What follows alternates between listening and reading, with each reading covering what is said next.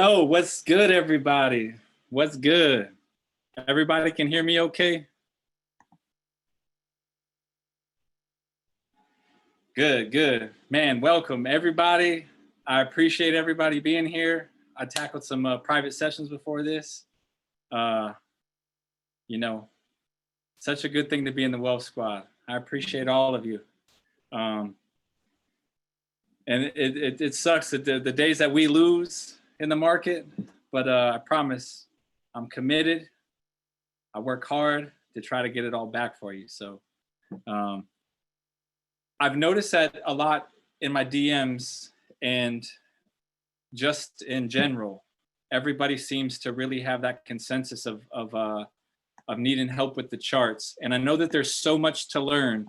And if you caught my training the last time, the charting and due diligence, this will be sort of a medium continuation of that. So if you weren't able to catch it the first time, go into provider resources where I posted it, watch it after this, then watch this one.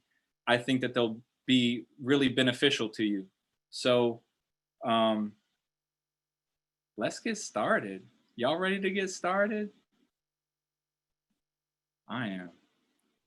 And yes, this is all going to be recorded, uploaded later. So no worries.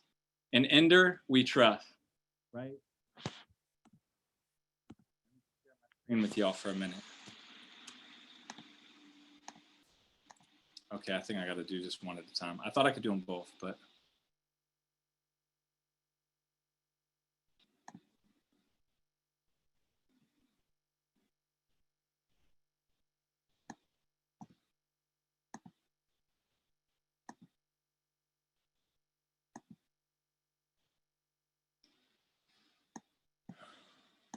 All right, bear with me 1 second, y'all. All right, so I want to make this more. Wait 1 second. You guys are all good? Can you guys all see my screen? Can everybody see it? Just throw me a thumbs up in the chat. Let me know. Good. We're in business. All right, so we're about to get back to this.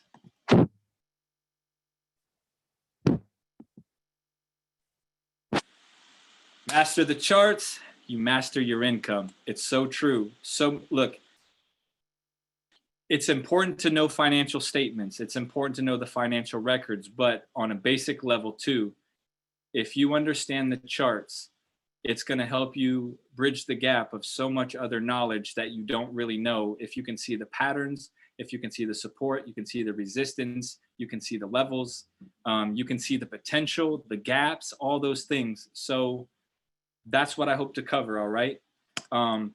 Just a little bit about me. I know that there's so many new people in here, so I'm not going to spend a whole lot of time on this. I'm going to breeze through it because I really want to get into the application of it all and really open it up and look at the things that you guys have questions about and chart it in real time with you and give my thoughts on real time of where it's going to go. But I joined Wealth Squad as a member in January for myself to build my wealth, to get really aggressive and serious about my investments. And I hit on some big plays. I felt like, well, obviously, look, you guys helped me become an admin because the plays I hit and the knowledge that I was sharing and the jokes I was cracking along the way too, I think you guys really responded well to it, and you guys really made a push to get me to be an admin. So look, I'm grateful for that because it got to Chris's ears and he made me an admin on April 1st. And it's been just such a wonderful blessing because now I'm able to tag everybody on all of the plays that I get into. And look, whether you choose to get into them or not, I tell you guys all the time, look, you either want the money or you don't. Either way, it's free, so I'm going to get mine. But whether or not you get yours, that's up to you. Because look, at the end of the day, I don't care as much about your money as I do my own. So, but I'm also at the same time, I'm going to do my best to help educate and help bring you the knowledge that you need to be able to be successful. So I'm happy to be here. I don't do this full time. I do it part time.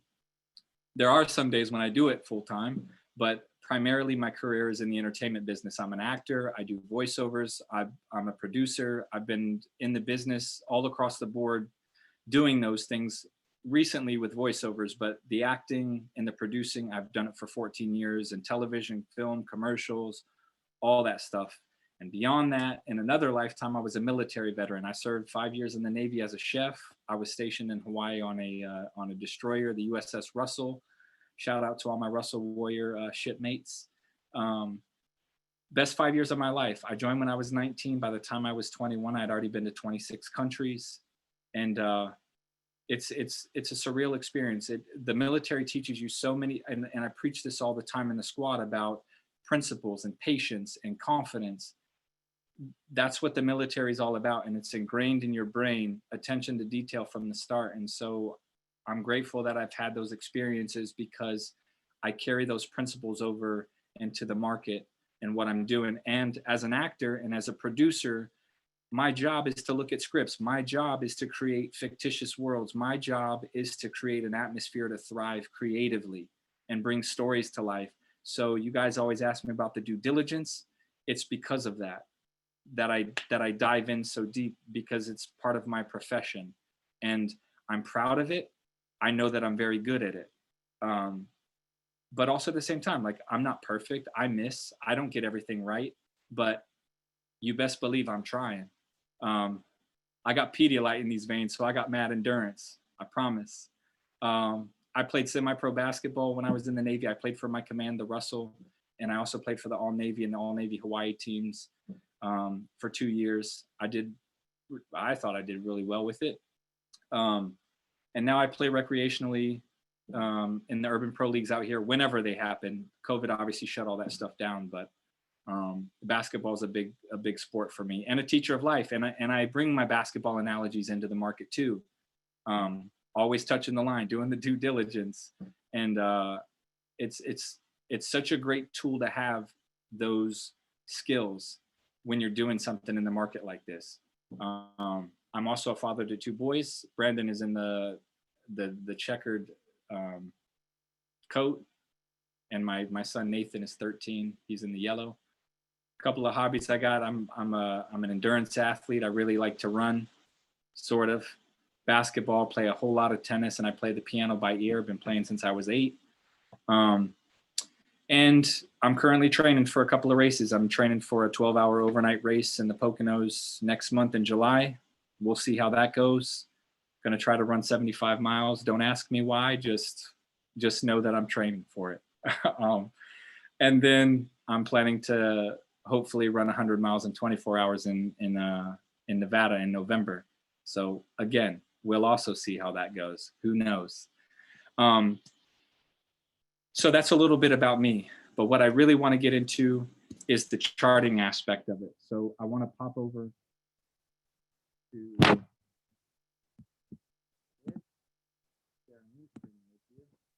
and look. I hope you guys got your pencils and your paper and all that stuff, right? Because right off the bat, I'm about to give you a play. I just did a previous session with another fellow in the Well Squad, and the question, and we were focusing on options. That was his question. That was the session, and he was like, "Hey, man, how do you find these volatile plays? What do you look for?" So I pulled up the screener. That I use and listed, 50, 54, 55 volatile plays based on the screener, which I'm giving all these things away to in my course that I'm working on whenever it's done.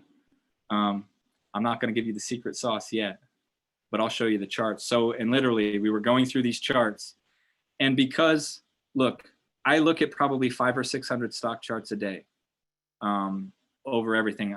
When I'm quiet in the Discord, I'm hunting and I'm looking at them. But here's, this is where it started, right? So these are all volatile day trades that you can trade shares, that you can trade options.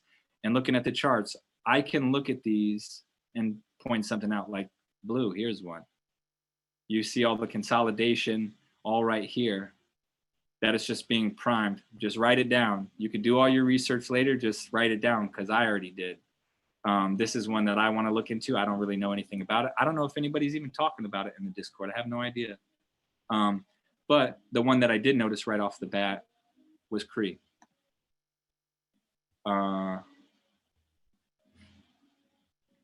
So popping over here, I'm just going to pull it up on stock charts, right? So people ask me about the indicators that I use. What I want to talk about first with the charting to breeze over it, some things to consider: support, resistance, your MACD, which is your moving average convergence divergence, and your lagging line, and your RSI, which is your relative strength index, right? So your relative strength index is right up here at the 70 mark, right? That's the extreme RSI. I'm cognizant of the RSI. This is just me. You don't have to use my strategies. You don't have to do what I do. I'm just telling you my thoughts, my opinions, and how I trade and how I make my moves and how I stay in the plays as long as I do. I know I got these diamond hands, baby. They made of diamonds. It's given me a lot of losses, but it's also made me some really big wins. I've had things that I've held on to that were down 97% that come back to be bangers for 200 plus. So anyhow, the relative strength index, this is the extreme RSI at 70. What does that mean? That basically means that it's overbought or overvalued. And what that means is that it's going to pull back. The stock's going to pull back. Maybe it's the market that influences it. There's a couple of different factors, but you can see it all across the board here, right? Every time it even gets close to that 70, it pulls back. Obviously, it doesn't reach it right here, but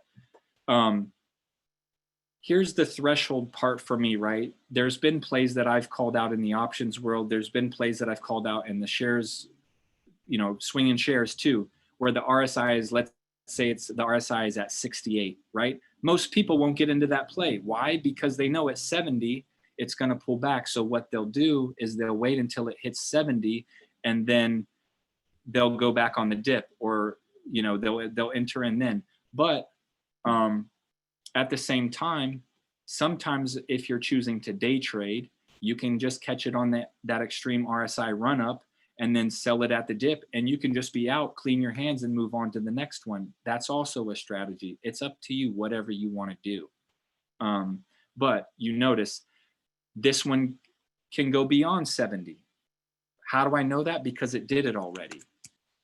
It got up here to the 80s, 80, 85, like 80, 78 to 80, right? So that's sort of the threshold. So if somebody this is touching 70, I might push it a little more if it breaks a previous high of some sort, right? So be mindful of the extreme RSI because it is important and it is a sign of a reversal. At some point, you don't know when it's going to come. It might come before 70. Who knows? But it's a sign of a reversal. So you need to have that in the back of your mind. But for the RSI, as it's updated here with the stock charts, RSI isn't necessarily like in real time in the way that a stock price is moving. It's the RSI is a measurement of the transactions, the trading that's happening against itself, essentially, right? But it's not in like real time data. So you're not getting it to the second. You're not getting it to the same level that you're getting a share price. So that's also why I just use it as a guide. I don't use it as a end all or be all sort of thing for my decisions that I'm making.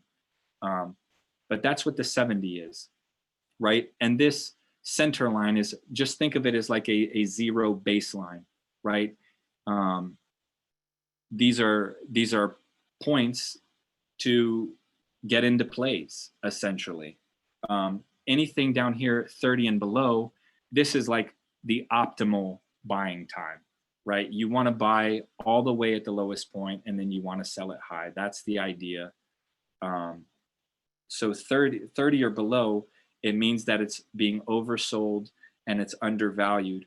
And a lot of the stocks you hear this term of stocks that are shorted and things like that, right? A lot of the shorted stocks end up living between that 30 and 50% range, right? And most of the times to get into plays, you want to get into something that's around that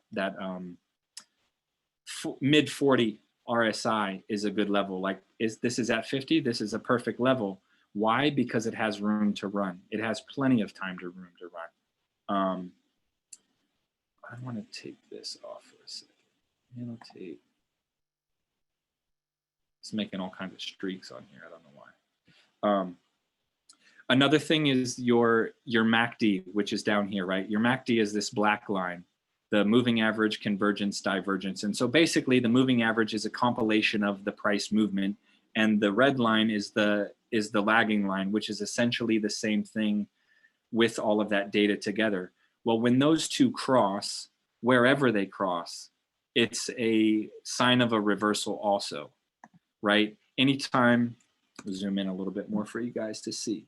Anytime, if you get into, if somebody calls out a play, right, and they call that play up here, and they call it, and they mention, I'm getting into such and such at this, and it's a call, well, it's probably a bad idea because it's up here.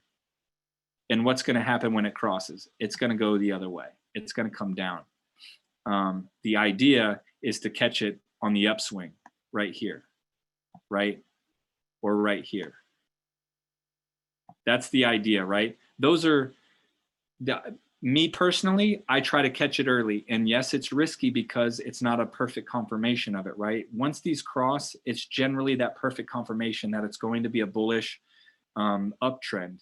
But if you catch it early, it could end up going, you know, you see it as in this one here. Like if I caught it right here, it would just go, it was just going sideways. But if I caught it here, it's obviously going up further, right? So you have to keep those in mind as you're playing options and also as you're buying shares as well. Now, with this in general, the indicators that I use when you guys have asked me, I use the SMA 20, I use the EMA 5, and I use the 200, the SMA 200. Those are really the only three that I use. Occasionally, I'll put Bollinger Bands on it to see what the levels are, the maximum levels. But lately, I've just used these three indicators. And then I've traded in TradingView based on previous highs and previous lows. So this one here, every time that the SMA 20 and the EMA 5 cross, what happens? It breaks out. Whether that's bullish or bearish, it just depends on the trend, right? But you can look at all of these every time that it does it, right? It touches here, where does it go? It goes all the way up this way. This one crosses here, where does it go? It's going bullish. Same thing. And it's, you know, it's sort of touching this line here, coming down, but it peaks. It's hard to say that it's going to run every time, but these are the crossovers that I look for. And I know that, I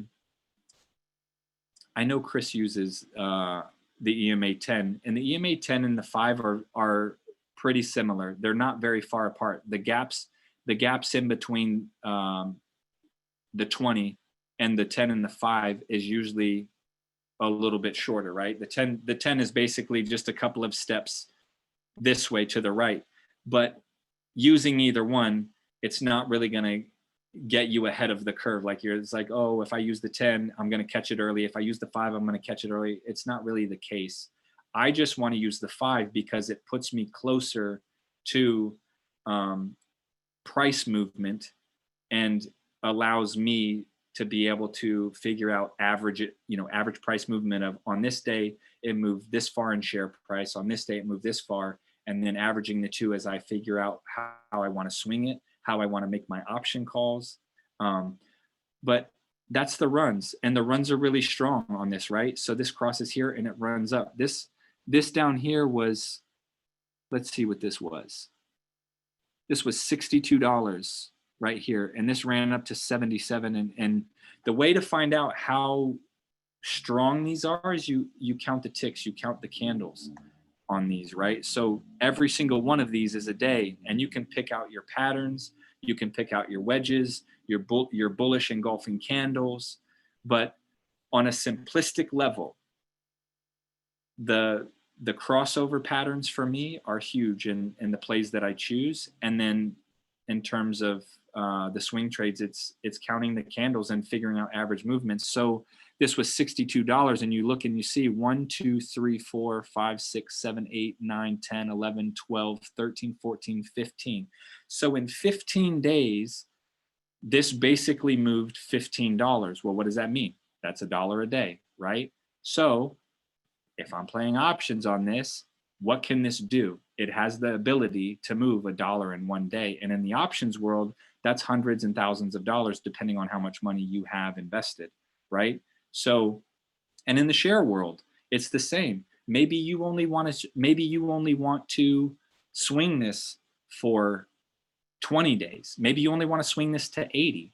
Well, then swinging this to 80 that you're gonna hold this at minimum for 15 days at least, right? Everyone's like, oh, we still holding? How long am I holding it for? How long are we gonna be in it? This is how I figure it out for myself, and I figure out my own threshold of patience, whatever that is, right? So then coming back up this way, you can just take another level. Remember what I always say, test your theories, figure it out for yourself in that way, right? You look at, it didn't necessarily cross, but it touched, right? And so when it touches, it continues that movement. So from this $90 is what this was. You can just keep this continuous. This ran up to $126. So it took 1, 2, 3, 4, 5, 6, 7, 8, 9, 10, 11, 12, 13, 14, 15, 16, 17, 18, 19. So in 20 days, this thing ran from $90 to $126. Basically, $36. $36.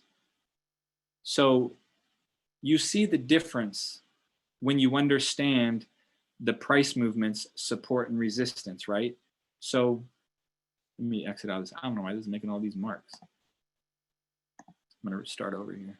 See if it changes. No. I don't know why this is.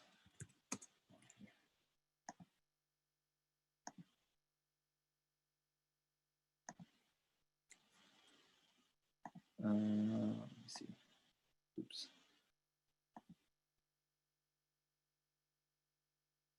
Does this make sense to everybody? I was just trying to pull up this chat. I was trying to see where this chat is. I lost the chat. I don't really be messing with Zoom. Where's this chat go? Oh, here we go. Wait, there's more.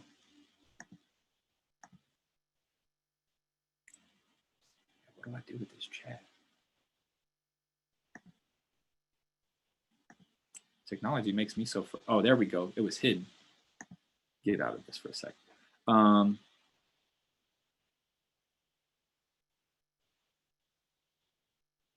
Okay, so who was marking up the charts? Oh, that's y'all marking up the charts. I was like, damn, it's messing me up.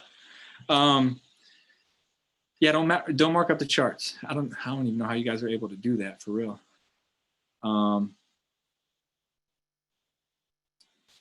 Okay, so can you do a brief overview of how you plot support and resistance? Yes. Don't mark up the charts. Don't be marking up the screen, man. Y'all always got to be so mischievous. Let me go back to this.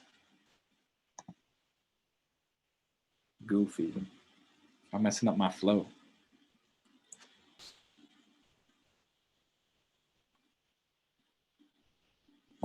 All right, so zoom out of this real quick.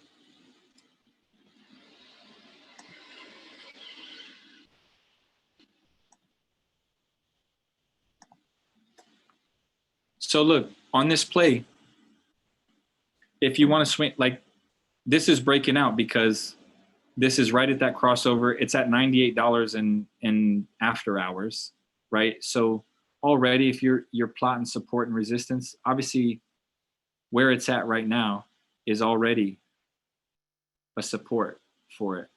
You know, right here, you could do it here, or you could even go lower. you could take it lower right here where these where the bottom of the candles are. So for your support levels of where it's at. But if you're, so look, I'm just saying, anybody who wants to play the options on this, if I'm calling an option on this, right where this is right now, this is a confirmation for me because of the engulfing candle. You can wait for another one if you want or not. It's up to you. Me personally, I'm getting in early. That's how I move. I play basketball. I was the first one in the gym, so I like getting there early. And there was a saying in the military, when you're early, you're on time. When you're on time, you're late. So there's that too. But that $100, that's a price target, right? It's going to go there. Why? Because this is how I think about these trend lines. I think about the trend lines in terms of like bridges, and all of these candles underneath are pillars of support, or like people just holding up the bridge. So that's what I look for. I'm an analogy guy. It's how my brain works. It's how I learn the best. So that's what I look for. And a lot of people always just look at a fractal moment. You guys will just look at this and be so nervous about the dips and like, oh my God, the stock is dipping. What am I gonna do? But you don't look at the overall chart itself, right? If you look at the overall chart itself on this, you know exactly where this is going. The questions that I ask is, where's the share price now? Where was it? Where's it going? And where's it been, right? And you can draw as much as you want on these stock charts, right? Forget all these little dips in between.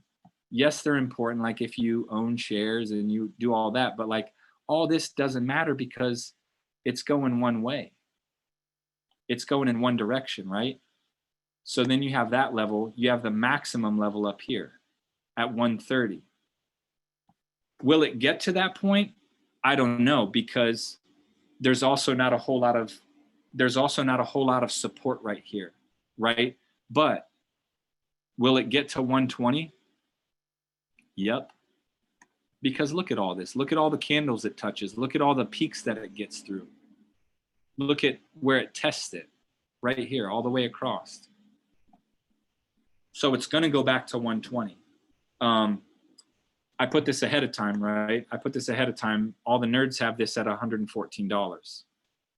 It's a buy, $114 to $135 is where this one's at. So look, this is a good play. And I checked on the Discord before this class started, this session started. Nobody in the Discord is talking about this. Nobody's talked about CRE since April. So we're 2 months past, and this is a free play. Play it however you want. You can swing it at $98. Is it high? Well, in comparison to this way down here, yes, of course. Because all the levels down here, like this is the optimal place to buy, right? Because it's the lowest point. This is the optimal place to buy. That's where we all wish we were when we bought it. But if anybody in here, if you don't know who Gerald Peters is, you should. It's all about money flow. Stocks move in 4 stages. It's stage 1s, right? The stage 1s, stage 3s, this one goes up to a stage 2, levels off at the stage 3, also the stage 1. This is also where you sell it. This is also where you buy it. And then stocks can move in 2 other directions, right? It can go down to a stage 4. People sell, it plummets, right? Stocks go up because people buy them. Stocks go down because people sell them. So this becomes a 4, and then it goes right back where? It goes right back to 1 or a 3, right? It's a 3 at the peak. It's a 1 at the base, right? Or at the level 3 here, at the peak, if it doesn't go bearish, where else does it go? It goes right back to a stage 2, right? That's how the stocks move. On a fundamental level, it's the basic pattern over and over and over and over and over and over again. And you can see it all. I'm going to delete all this. You can see it all, right? You can do it on a sort of a macro level, which is the level I'm going to do it on, right? This is a macro level here, meaning I'm going to zoom out a little bit, right? You could do it with this level here. This is a 1. This is a 2. You could do it right here, right? This is a macro level. You just count all these. It's moving. Yes, there's all these dips and all these run-ups, but it's also moving sideways at the same time, because why? It's not breaking any of this resistance right here. So it's just moving sideways. Yes, all these dips happen, but it's not going anywhere. It's sort of stuck in the same spot. But when it gets here, it goes to a 2, right? Stage 2. Then you got your stage 3 right here. You can go all the way over with it. Stage 3. And where's it go? It goes to stage 4, right? And on the macro level, it goes to stage 1. So right now, it's like it's right at that stage 1 level, and it's breaking out. So get in it if you want to. That's a free play for you right off the bat. First 3 minutes of class. You're welcome. Let me find this chat again. Let me see what you guys are talking about. I don't know what I pressed last time. Let me see.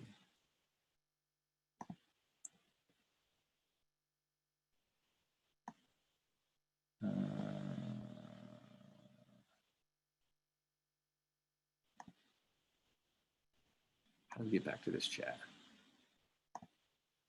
I don't know.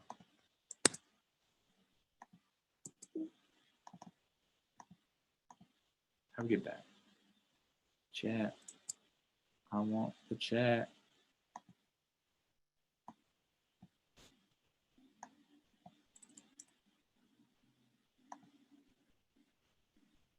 Give me 1 second, y'all. I'll figure it out, I promise. I'm gonna stop the screen share real quick. Here we go.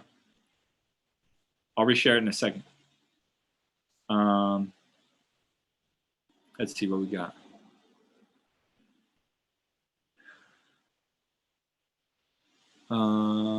Let's see. Y'all, does everything look, and I know we just covered 1 play, but as I was doing that session, look, man, that's a free play. I hope you guys see the opportunity on that. It's so clear to me. Will it have a run up in the same way that it did on some of the other things? I don't know. It's hard to say. I haven't done any research on the company. I haven't done anything else. And obviously there's quad witching too, right? Somebody just said quad witching is approaching. Would you still get in? Maybe on a short-term play. If that was a play and it's already breaking out, it's up 2% already in after hours, that would be a play that I would be looking into day trade. I might day trade it tomorrow. I might day trade it tomorrow. And then watch, y'all are gonna get mad at me if it tanks. You're like, Michael said it was a play and it was gonna run up and it was gonna do this and it was gonna do that. But no, you see, even with quad witching, right? Even with quad witching, you see the opportunities, you see the gaps in that chart, and the gaps are what I look for too. What does it say? It's down $2 after hours. Well, it said that it was up. It closed at 95. It's at 98. I use a paid version of stock charts. I use the elite version. The elite version allows you to save more charts into your groups, and it allows you to fine-tune your parameters more. So I think it's worth the money of what I use. Or it's not like the elite version, it's like the pro version, I think. It's the pro version that I use. Let me see. Okay, so what else I want to go to? I just want to go to share this screen again. I don't know how to pull up this chat every time, so I'll come back to it. But look, because I'm in a couple of plays and y'all been busting my chops, I'll show you too. CY, we're all in CYCN. I'm down, I don't know, it's like down 7%. I'm not even really worried about it, right? Because there's gaps, there's huge owner buying, ownership buying, the transactions. But again, like, look at the gaps here. You could see it, it's clear. Same thing, support and resistance, right? So it's those same questions that you got to keep asking yourself, where is the share price? 415. Where was it before? Well, it was as high as 896. Is it going to go way up there? I don't know. Maybe not, because it's so high. There's no support up there, right? There's not very many people under the bridge, right? There's not many pillars there, right? But what do you have right here? You got some. You got some right there. So maybe it goes to 825. That's maximum level, right? You don't have to bet on that. That's a maximum level. But if you want to be safe and bet on something that's probably a sure thing, right here. It's not a perfect line. I know you guys expect me to be perfect, but I'm not. But look, let's just say $7, right? It's gonna go back to $7. Why? Because it's already been there. It's already been there. And whatever, this is also something too, right? Why was this massive? Why did this dip so much? That's a question. They're like, oh, well, back in October, this dipped $5. Why did it dip $5? Dude, I don't know. I don't know why it dipped $5, because I wasn't existent in CRE or CYCN in October, right? I focus on the bigger picture, right? I look at where it's at currently and where it's going. But you map it out from the beginning. Where's your maximum support? Well, it's way down here at $2, right? And you could already set your levels. Everybody knows that it's been testing this $4 range, right? It's been testing right here at this peak for 2 days. It broke through it already. It broke through it once, you could see it after this. Yeah, right here, you see it. It broke through it already. So look, I have an option play on this. I don't have the shares. My goal is I just need it to go to $5. I don't need it to hit $5. I just need it to move towards $5. That's it. And then I'm getting out. But at the same time, this 475, it's going back to 896. If you count all these candles, right, or just the months, right, this was 896 or $7. $7 mid-October, right? So from October all the way until June, that to me, is it completely accurate? Probably not. That to me, at minimum, is how long you are going to hold this for it to go back. You have to understand that, right? At minimum. There's a saying in life, under promise and over deliver, right? That's sort of an under promise, right? And what happens? What happens if it hits $7 in a month from now? Well, cool. You under promised and over delivered to yourself, right? And the market said, thanks, man, and pays you a hefty check of house money for you to go play the next one because you were patient enough, right? So think about that when you're looking at price movements of where it was before, where it's at now, and the gap in between of how long it took for it to either run up or run down, because that's going to dictate your patience. It's going to dictate what your threshold is. Look, if you don't have the threshold to hang on for 6 months, 7 more months to get to $7, then maybe you just bow out at 5. Look, and the truth is, is it a huge gap? No. That's why I didn't play the shares on this. If it was like, if this was $2, if I caught this down here, right here at this point, if I caught it down here, I would play shares on this because it's $5. It's $5 per share. I would probably buy a shit ton of shares. And that's what people underestimate. Look, if you're buying 100 shares and you're getting $1 per share for your money in house money that's not even yours to begin with, why wouldn't you play that? It's money that wasn't even yours in the first place. And the market is just saying, thanks, man. Cool. Here's a check. And go play with the rest. Put your initial investment back in your pocket and just go play purely with house money. That's the game. That's the game. So I'm bullish about CYCN. Do I think it's weakening a little bit? Yes. But could it still run? Also, yes. Because if you look here, right,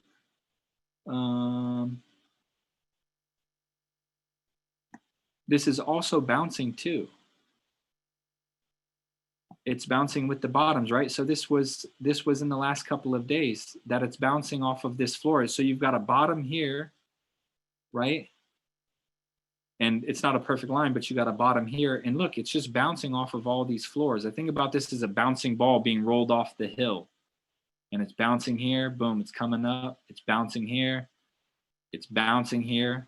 So it's trying to do the same thing. It's trying to get that momentum. And it's capable of doing it. It's capable of doing it. Because you look at it, look right here. Remember, I'm gonna get rid of these trend lines for a second. You look at the price run-ups. Let's see, go back to this cursor.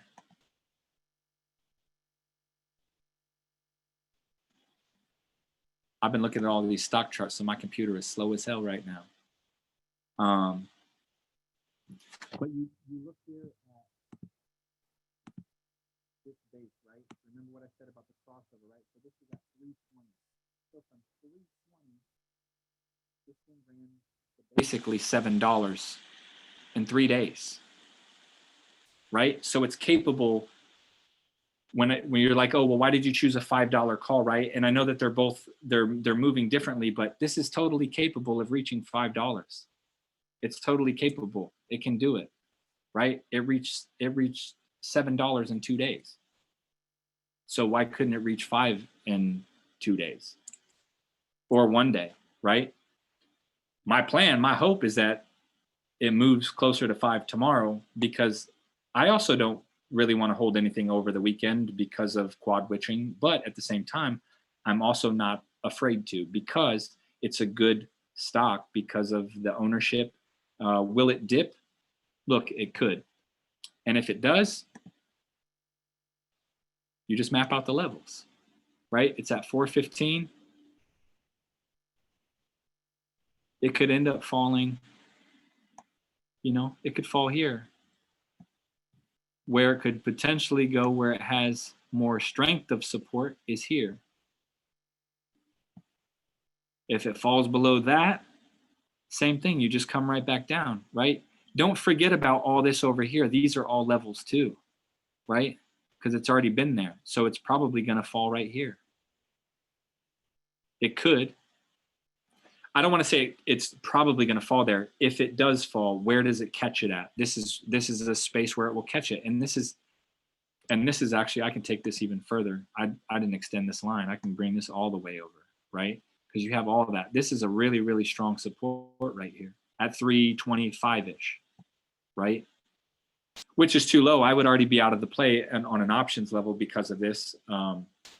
But even here, you can bring this one over more, right? And it's here, 375. But even at this level, like where these, anybody who follows Gerald, he talks about the pivot points and price, right? Well, you have one right here.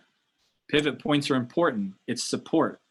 It's a strong support. That's why it bounces, right? So looking at it like that, same thing. It's a level, right? So let's say it's at 415. Where's it going to go to? Well, it's got support at 375 on that level, right? Same thing here. It's got this peak here, 425. You just keep drawing them. Doesn't matter what your stock charts look like. One of my favorite things, kindergarten, was, arts and crafts, man. Draw up your stock charts, draw your lines, draw your patterns, all that stuff. They all make a they all make a difference. They all make a difference.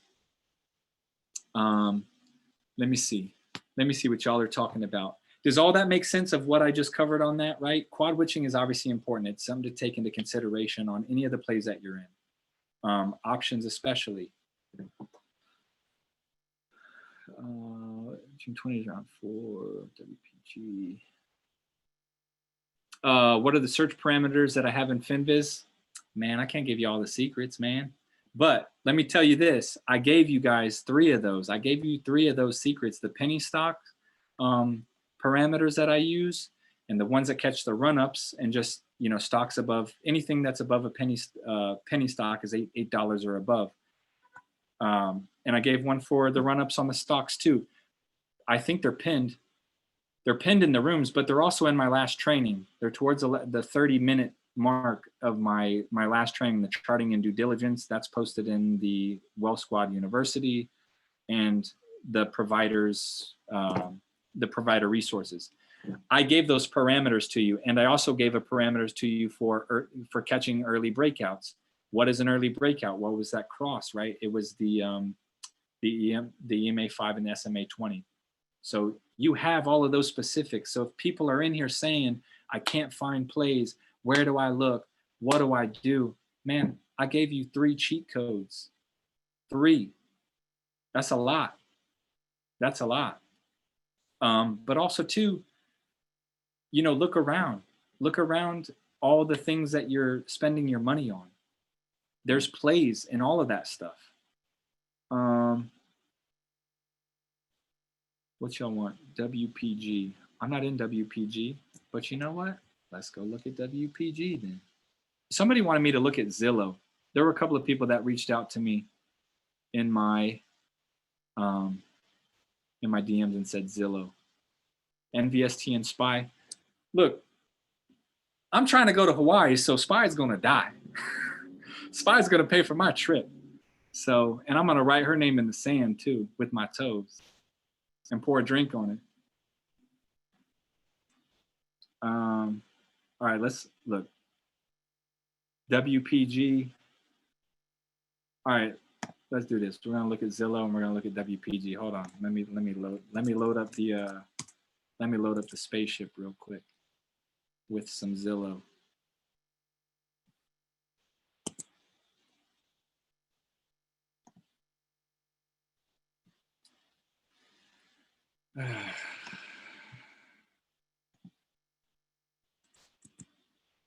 Let's see. I don't want to do that. Pressing all these damn buttons. Oh, that's right in front of my face. Idiot. All right, we're gonna go back real quick. What is Zillow? Z. So I'm not in this play. Dang, now I gotta log in too. What the heck? All right, it don't even matter. I don't need to be logged in. All right, so Zillow fell to 109. Pop one over here to the annotation. So look, support-wise on Zillow, don't forget about all this over here, right? Everybody always focuses on everything over in this little fractal moment of where it's at, just in this little sphere. All right, y'all don't mark up my chart. Don't mark on my chart. I'll kick you out of here. Say I won't. Think I'm playing.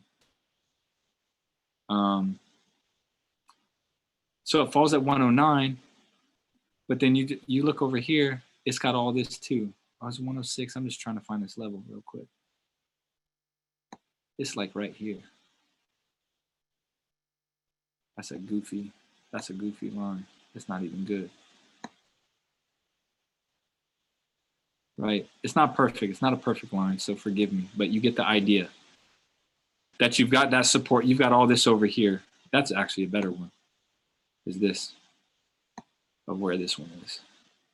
Essentially, because it runs through all of those candles. So look, because of all the support, I mean, I don't think Zillow is going to fall much further. Because if it does, I mean, it's got to get through this one. Right? It's got to get through this one. It's that's not a good level. That one. Come through this one. Or we even take it over another spot, right? And come over to Trading View real quick, I think. No. Where's my Trading View? Here we go. Y'all goofy, man. Why y'all marking up my screen?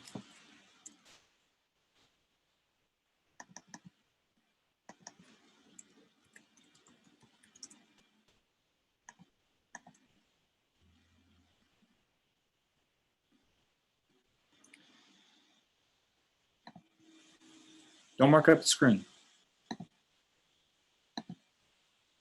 Don't piss me off. Y'all gonna make me mad.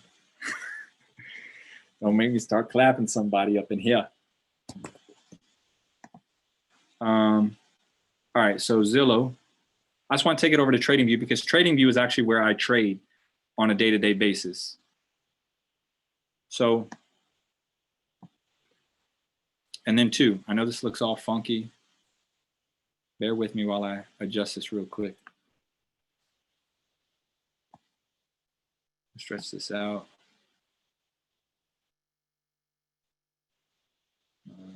Put this on the 4-hour chart.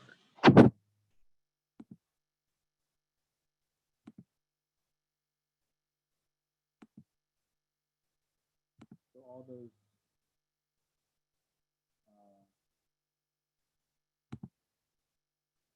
ranges, I use the same strategy that Kia uses, the open close range price targets. I use that if I can figure out how to zoom in on this mode.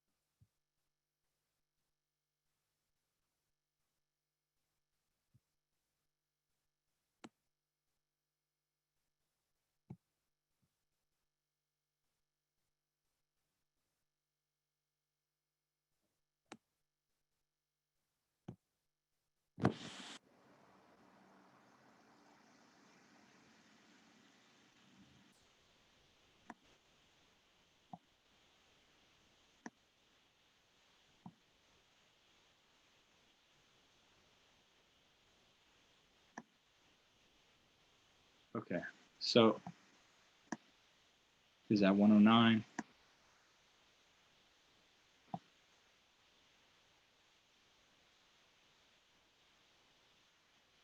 This is a bad example.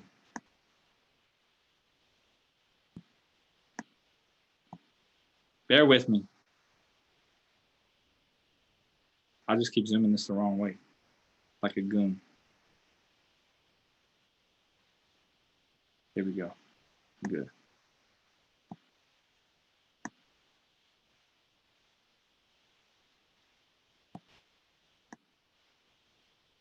All right, here we go. Well, that took forever. My fault. So where this is, so the way that I look at this, and I know it looks crazy to some people who probably don't use this, but it's all based on that orb strategy of the previous day opens and closed, right? And it basically has to break through the previous day high, the previous day low for it to be bullish or bearish, right? So this is at 109. So if I'm in this play, especially in the options world, like if this breaks below 108, well, then it's looking at the next levels.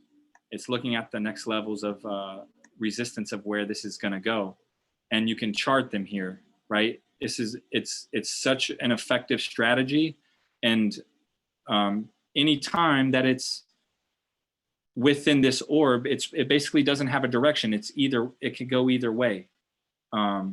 It could go either way. I want to put this on the day chart, actually, not the 4-hour chart.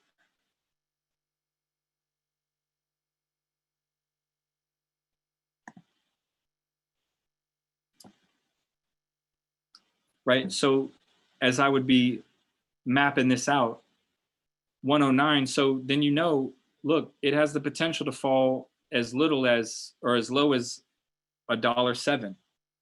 And then if it busts through $1.07, well, then it can come all the way, it can break through all the way down here, 102.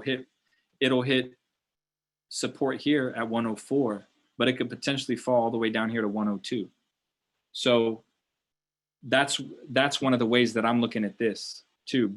But the support that this has, I don't see it falling below this at 107. It could, because I'm not a wizard, right? The market is the market. The market makes up its own mind. But if I'm looking at this, if it falls below 107, it could hit this 104. Potentially. That's the idea with that.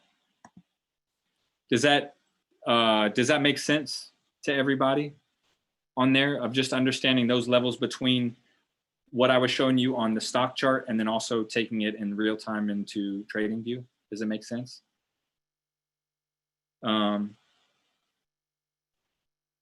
If you guys want to know the indicators, the TradingView indicators, those are actually, I think they're pinned in the options chat. I think I pinned them there actually for the crew, of like what key strategies were and what he used. They're all in there. You can use TradingView and trade it. And look, I talk about this too.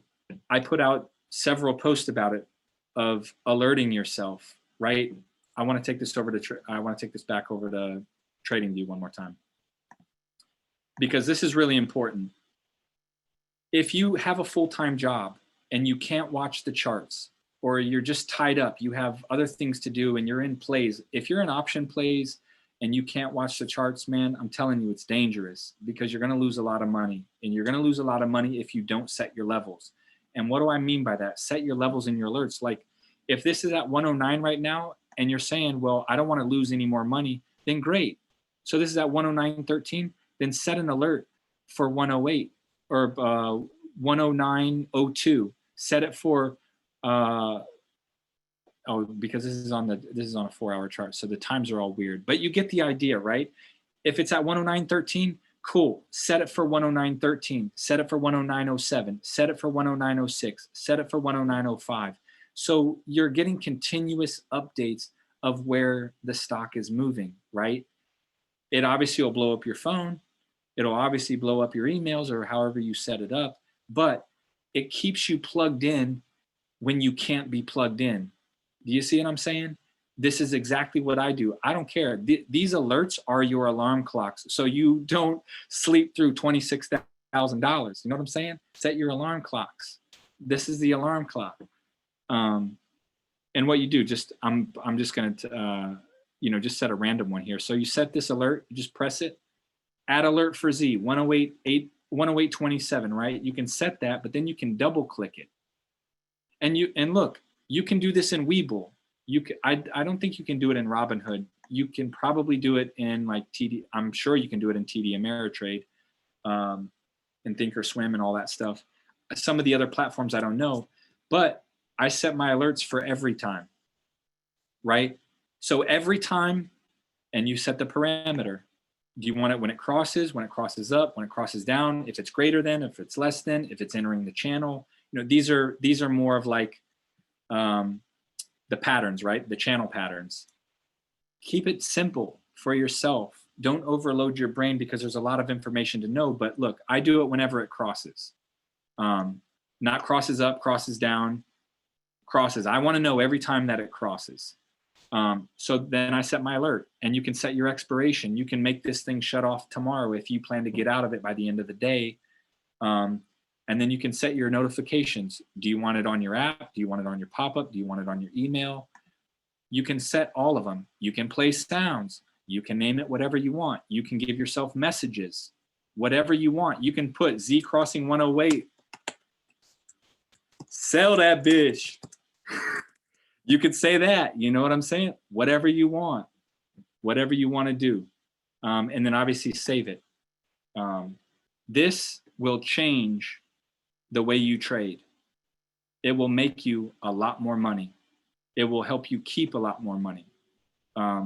I know that I have plays that miss, and I know that people get into plays and they're like, oh, Michael, every time I'm in a Michael play, I lose money. It's because you don't get out when you're supposed to get out.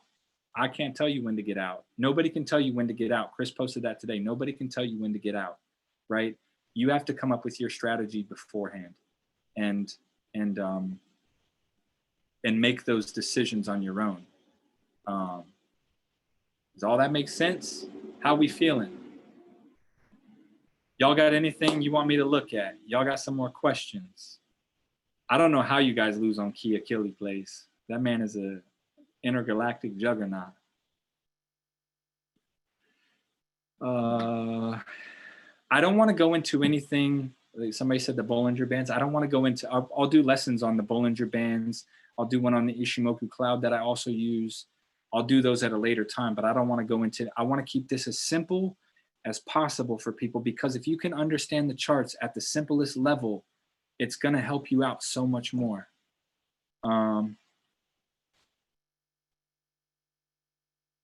Since EVFM Nano New. Spy, don't need to check out Spy.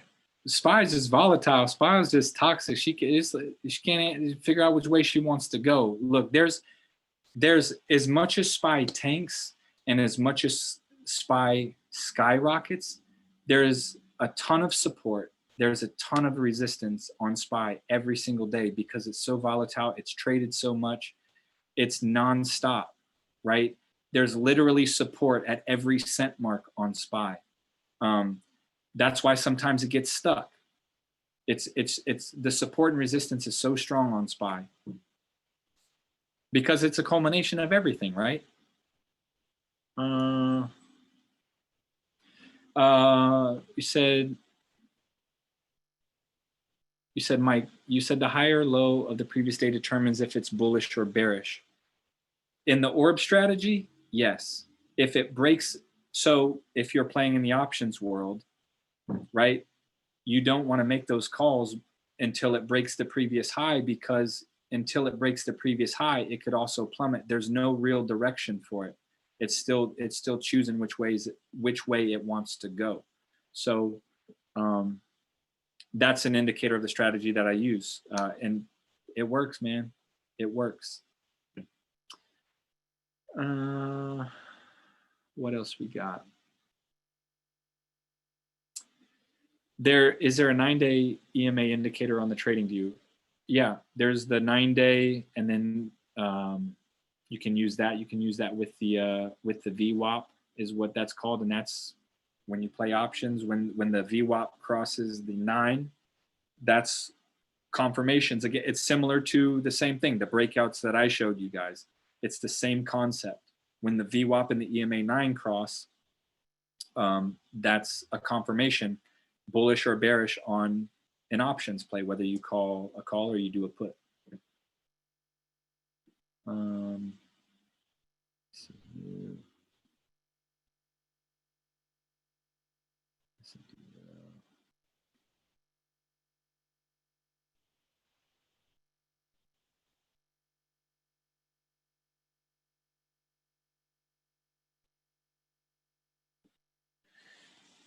I'm just looking through all your comments, y'all.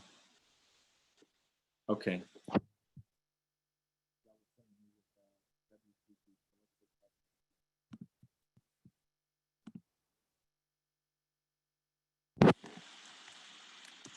Let me set this up.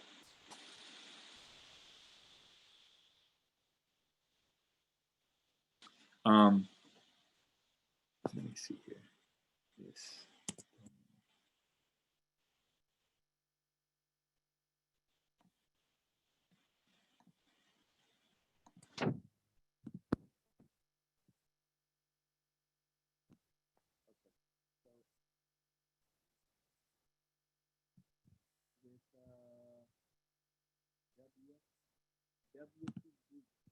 I don't know anything about walking.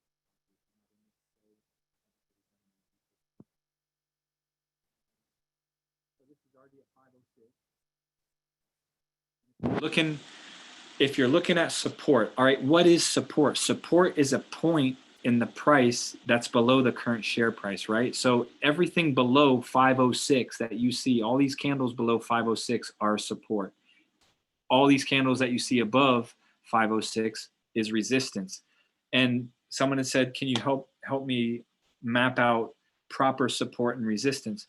Proper support and resistance is also about, it's relative to where you want it to go, right? You could set your resistance all the way up at $12, but you also can't forget that you have all these candles in between, right? A good place to start with understanding where those good levels are is what I was talking about earlier, those pivot points that Gerald always talks about, the pivot points in price, whether it's up or down, it's the pivot points, okay? So you have one here, you got one there, you got one here, and this is a point where you can draw your resistance and draw your support until you get really good at spotting it elsewhere, right? You can look at all of these moments and they're all pivot points of price.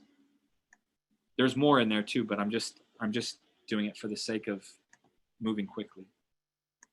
But even here, right? You take this all the way across, and where did it touch, right? You look at it. Where did it touch? What did it touch? 650. Right here is at 626. It's not like a perfect line, right? But look at the resistance it touched. You come all the way over here and you see it. It's this. It runs through these candles. When I talked about the support pillars underneath the bridge, this is the bridge. Imagine somebody walking over this bridge, right? What's underneath it? What's helping it? What's helping it stay up? All of this. What's helping it stay up? All of these. All of these are helping it stay up.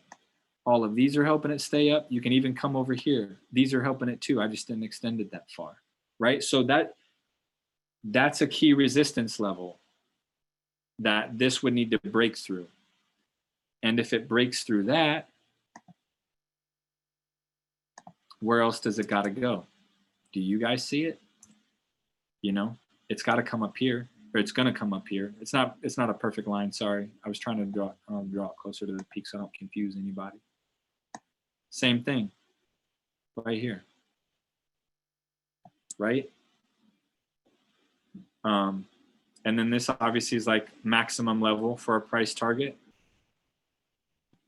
But then too, right, you can start drawing patterns, right? So here at 1655, this is another way to understand resistance. I'm going to take some of these off so you guys can see it a little bit clearer. You draw your trend line from the very peak, the very highest that it's been, and you draw it, you know, obviously you got to extend it to where it's at, to the peak, right? So you got it there, boom. And then you do the same thing. You take the peak up here